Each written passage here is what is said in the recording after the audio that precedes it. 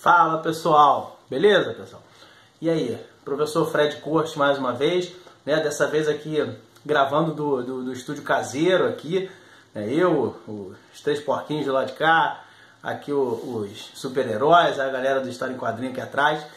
Não deu pra gente viajar, né? Pra fazer essa gravação lá em Hollywood, onde é o nosso estúdio, os Draws Disney, né? Em função dessa pandemia do coronavírus.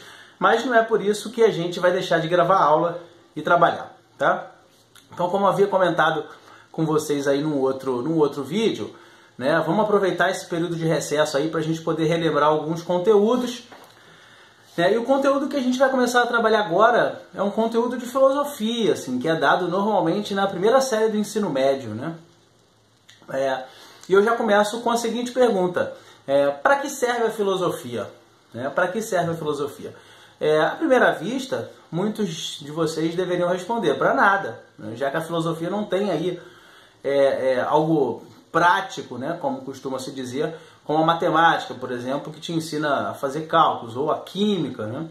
Que vai te ensinar que se você misturar determinados elementos você pode explodir, né? Ou até mesmo a história, né? Assim, que a gente consegue entender um pouco do porquê que a gente se encontra nessa situação analisando a história do nosso país ou de um povo específico, beleza?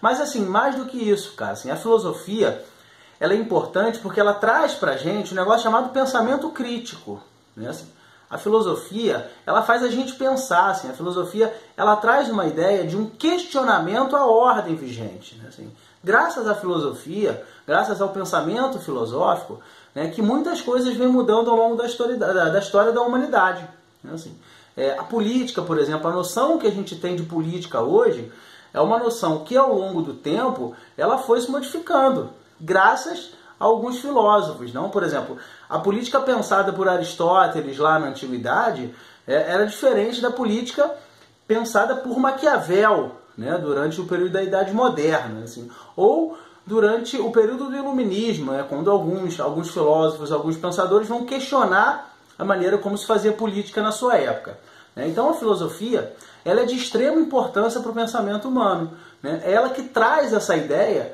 né, de que as coisas precisam mudar, assim. A filosofia, ela traz esse pensamento ligado ao questionamento à ordem vigente, né? Talvez seja por isso que muitos governantes ao longo da história contestem a existência da filosofia, porque sabem, né, que a filosofia é que vai lá, ó, meter o dedo na ferida desses caras. A filosofia é que ela está aí para introduzir na sociedade esse pensamento crítico, para fazer a gente pensar. Beleza, pessoal? Tá? Então, muito importante a filosofia, o pensamento filosófico ao longo do tempo, ele vai se modificando, e isso é fundamental para a gente poder entender um pouco mais sobre a história da nossa humanidade.